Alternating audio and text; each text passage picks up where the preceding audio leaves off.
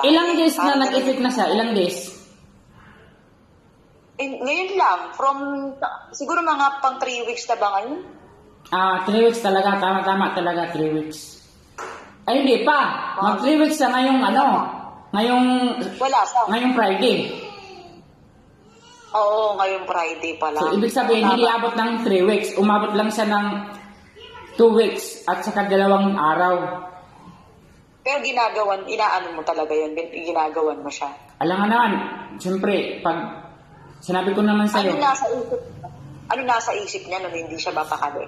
Oo, tapos ikaw na nasa isip. Sinabi niya, nagulat ako. Sabi niya, ako na rin nasa isip niya. Hindi na daw niya ako makalimutan. Naloka talaga ako. 5 taon kami hindi nakikita. Matagal kami hindi nakikita noong taon. Just imagine, 5 taon kayo hindi nakikita. Tapos lumapit ka sa akin. 3 weeks lang ang sinabi ko sa'yo. Nagkita. Oo. Kaya nga.